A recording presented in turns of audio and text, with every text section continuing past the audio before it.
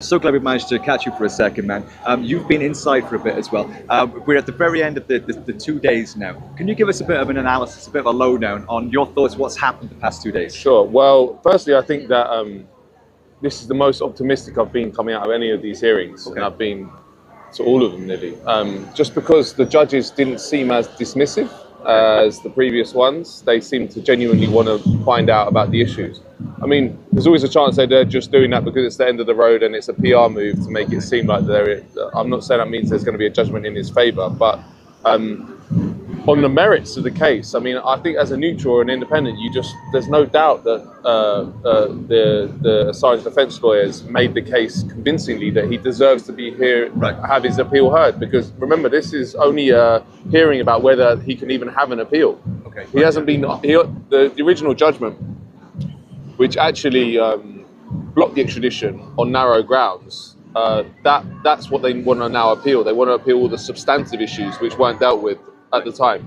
So that's issues around freedom of press, around foreseeability, the fact that when he committed these so-called crimes, there'd never been a prosecution for those crimes. So you can't convict someone for a crime that there's no precedent for. So I mean, I think it went well generally. But again, we've done a lot of work declassified about how the justice system is compromised in this case. Well, you reported just this week, didn't you, about how one of the judges has a long history with MI6? Yes, one of them had MI6 as a client, and well, I say the funny, but the ironic thing is that the previous judge that refused the appeal before, Jonathan Swift, he also had British intelligence as his clients. Okay. And he said that British intelligence was his favourite clients because they were really good at preparing evidence. Okay. So that's kind of what we're dealing with. Right. But who knows? I mean, even if Assange loses this, then he's exhausted all possibilities in the English court system. But there's a chance of going to the European Court of Human Rights. Okay. If he wins it, he goes back to an appeal hearing where they'll try and overturn the extradition. So it's it looks all like isn't lost at this point. All isn't lost, but and also you obviously have the context of this is there's a massive political movement around the world at the highest levels. We're talking about presidents. President Lula, yes. Petro in Colombia.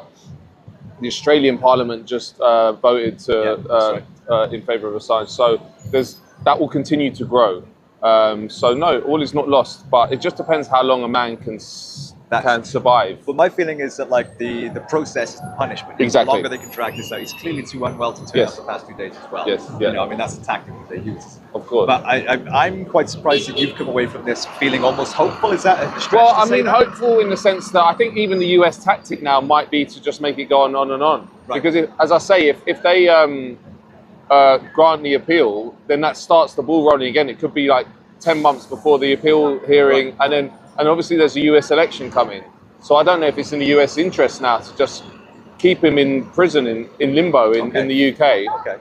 So I'm hopeful in the sense that maybe he might win this judgment, but whether that's hopeful for his life and hopeful for the free press, who knows? I sensed that the case was overwhelmingly in his favour for an appeal, and right. I sensed that the judges weren't hugely dismissive, because the other ones I've been to, they've just been outright rude and not really seemed interested in actually getting to the nuts and bolts. There's always this assumption that there's a palpable sort of disdain for Assange personally, I felt. Yeah.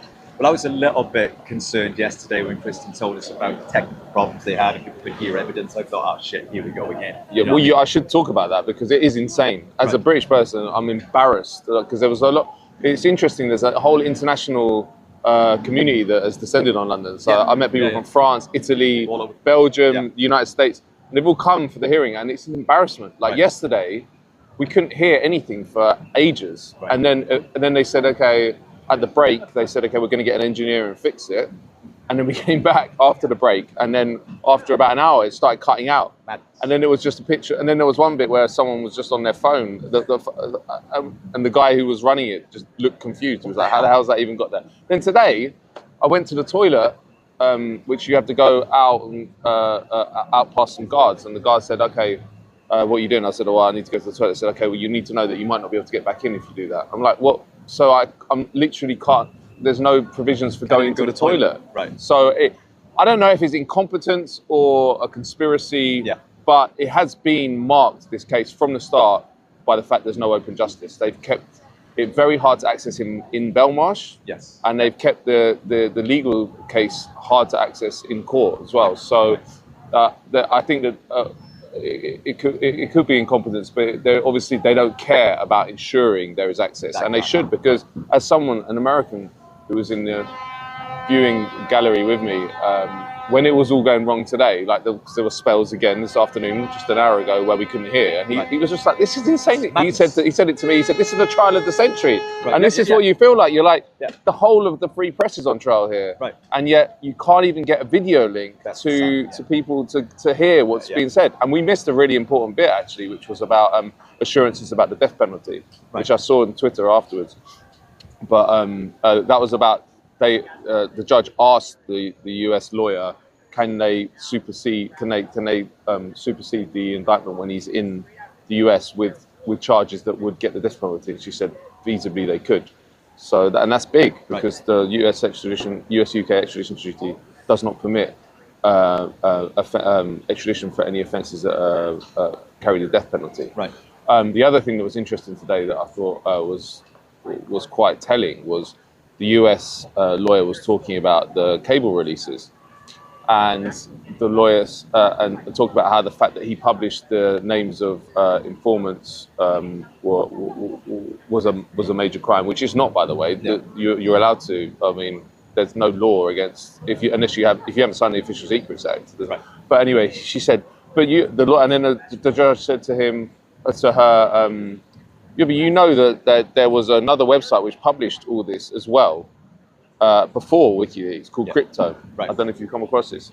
So how can you then, and you haven't prosecuted them, how can you prosecute Assange for publishing those names but not prosecute Crypto? And she sort of said, well, it's because Assange got the document, got the materials. That's not an argument. So if you obtain materials, you're then responsible for everyone who publishes those materials and how they get them. So it was quite an interesting little exchange. Okay, it was so there's really a few cracks in the seams. So you're not coming away from this entirely pessimistic. No.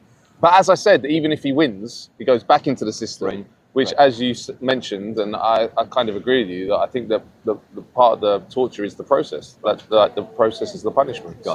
So hopeful in the sense that he might win, but not hopeful in the sense that there's not probably some plan to just torture him until he breaks. Definitely. Yeah. Oh, well, Matt, thank you so much for your time. I really appreciate it. It's great to meet you, bro. You too. You too, man. We appreciate you, man. Yep.